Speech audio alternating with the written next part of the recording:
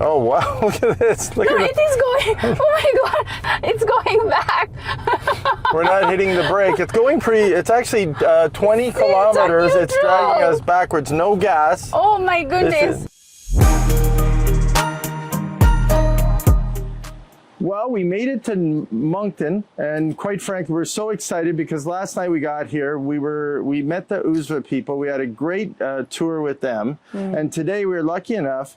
Jenna Can from Magnetic Hill is here today, and Selena greeted us this morning. Thank you, and we're so happy because we tried out Magnetic Hill, of course, because I wanted to show Shara what it was all about. Tell us a little bit about Magnetic Hill, because I remember this as a kid. Quick story, and then we'll get into it. Yes, I'd love to hear it. My dad was a truck driver, owned a trucking company, and we used to travel all around Canada together. So he one day said to me, "We're going east." So we started hauling east with different loads and different products coming east through Montreal, and then we made it down to New Brunswick. And my dad always took time when I was with him working in the summer to bring me different places. So we came into New Brunswick and we came to see Magnetic Hill.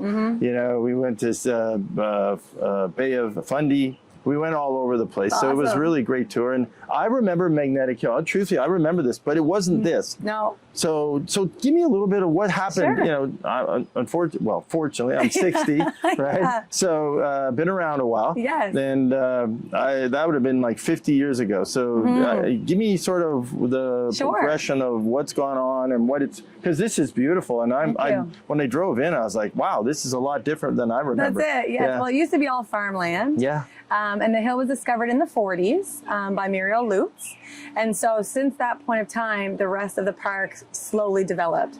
So the big boom really happened in the 80s. So the zoo was already slowly developing, and then this Wharf Village was built in 1987. Okay. And same with Magic Mountain around the same time, the big water park that's a partner in the park as well. Yeah. And so it was all developed in around the 1987 age, and then it's grown from there. So it's about 40 years old now. Wow! Yes. Wow! Muriel Lutz. So that was the lady who set up the stand on Magnetic Hill. Yes. Okay, I remember that. That's how it all started. Yeah. And did she stay with it for like? From my knowledge, she was there for quite a few years, and then there was a gift shop actually built up on that area right by the Magnetic Hill before all of this was developed. All right, and then slowly who owns all this? So the land itself is owned by the city of Moncton. The city runs the hill, and they run the zoo. Okay. And then we are privately owned on city land and Magic Mountain as well. So we're all partners. We all work well together, and we make the most of the Magnetic Hill area. And you know, since that time, like and I remember, quite frankly, the Pope. Yes, there's a Pope site next door. Yeah, the Pope's been here. Yes.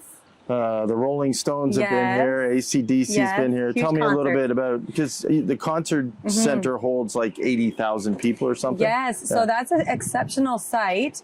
Selena will be able to speak more on that for sure, and that was a little bit before my era. So I've been the owner here for 9 years. Okay. So in those 9 years, they've had Luke Bryan. He was on the hill, and that was an awesome concert. It was a really great time. That was back in 2019. Okay. And so since then, there haven't been a concert, but you never know what's in the future. Yeah. But the whole park and the whole area is really accustomed to local support as well as tourism. Right. So you have amazing partners like USVA and the winery, and then obviously all of us in the park, and then having a concert site and having a lot of other additional businesses up and around is just nothing but great things, in my opinion. Yeah, I might be biased, but it's amazing. No, you know what?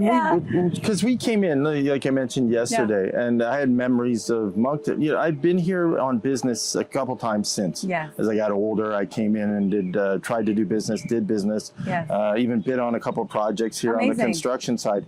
So I've been in and out of Moncton, but I don't remember Moncton being this developed. Yes. And there's so many new things happening in Moncton right now, including this. And so when you say ownership, so you own this part? Or you? I do. Oh, good. So this business it was actually a condemned property for about 5 years, and my husband and I bought it back in 2017. Wow. And it took us 8 months to renovate. So we had to renovate all the buildings, like windows, doors, roofing. The deck took 4 months to fix. Oh, wow. We had to learn how to run retail and treats and food and all the things. My background is in marketing. My husband worked at the zoo for 13 years as a zookeeper. zookeeper. Oh, so wow. we came in a little bit blind in terms of how to run it, but we had amazing local businesses that came behind us and cheered us on and taught us a lot of stuff. And here we are almost a decade later. Wow, So, you're very humble. That's nice. Yeah. No, you pat yourself on the back, right? Yeah, thank you. So, you know, it's interesting because I own a number of businesses. We own a number of businesses. And quite frankly, when I came in today,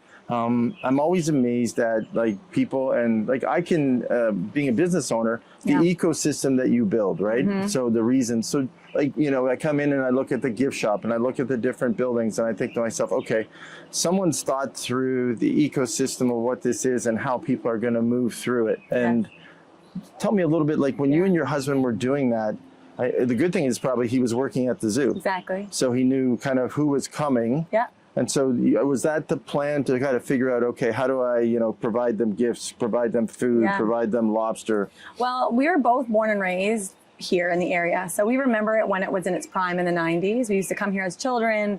Obviously, we're huge fans of the zoo and the Magic Mountain Water Park.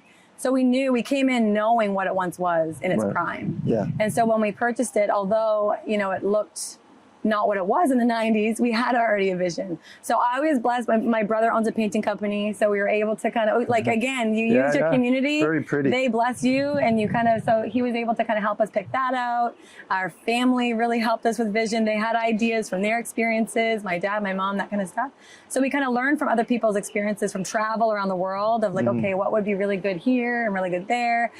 So we learned from the past, and then we brought our own ideas with it, and we just, every year is different. Every year we kind of morph and change. You know, we had a little blip of history there in 2020 to 2022 that we really kind of had to pause those big ideas, but now we're back at it, and it's great. No, and it looks beautiful. Thank you. So when you build it, so this is always the interesting thing. So you come in and you look at it and you have the vision. Yes. So that's the toughest part, right? Yes. Because, you know, it's a vision at that point. Do you do the design of it? Like, do you say, because it's here, the buildings, some of the buildings are here, right? And then so when you guys sat down and master planned it, you and your husband, are you kind of? We designed it all. So we basically, the structures were already here. We didn't build anything. So the buildings were here. We just had to renovate them all, make sure that they were insurable and safe. The deck was our biggest project because all of the buildings are actually on independent foundations. So they built them exceptionally well back in '87. They've not one building has shifted. It was the deck that was in really bad shape, but we were able to restore a lot of the wood. We were able to, you know, we had a great engineering team that came in here and helped us make sure it was safe, and it was great. And but in terms of the actual design of the stores and design of our marketing, that all came from our hard work and thoughts. Your marketing background. Yeah, exactly. Oh, good. What a great combination. You know, and it's interesting because different, you know, it sounds like you and your husband have different skill sets. We do. Yeah. But that's probably why you get along so well. Because quite frankly, if you had the same, you know, you'd be tug and pull, you know, and it's funny because I know that because Shar and I have different skill sets, right? I'm a builder, you know, she has a design background. So that's how we function, but it's so great. What's the future? So talk to me a little bit about sort of what's next, you know, what are you thinking if you know, for Magnetic Hill, the wharf, what are you thinking next in your plans? What's your big kind of next 5-year goal? Next year is our big year 10, and it's a 40-year anniversary of the Wharf Village. So next year we're looking at a big celebratory summer. That's our plan right now. We also launched our Christmas last year. We opened, if they're winterized, but they're not winterized. So we've never really done Christmas, but last year we launched Christmas. So we opened for 5 weeks at Christmas. So that's definitely in our long-term plan to try to get more of a community outreach throughout our season, our year season. But yeah, just doing the same, learning, focusing on locals is a big piece of our business now. We learned that through COVID, obviously, making sure that locals know that we're here and that we service them as well as tourism. And just learning and getting better and better as we go. Good. Well, that's great. Well, and for everyone, you know, please, like as we put this, a lot of our listeners, it's interesting. So we started up about a year ago, TPL Media, True Patriot Love. And we have listeners from all over. So like, you know, the majority of our listeners, quite frankly, are coming out of the West Coast right now. Okay, awesome. So, which is because we've done more tours to the West Coast. So we're starting to do more tours to the East Coast to get build up of listeners to come onto our channel and subscribe. But you know, please, if you know, I know a lot of people aren't traveling to the U.S. right now. This is a great place. I was astounded when I came in how developed the city's become over time. It has grown. It's grown a ton. Like wow, it's one of the fastest growing cities I think in all of Canada. Moncton has, Well, you know, it's interesting. So we came in from Montreal. So we had a fashion.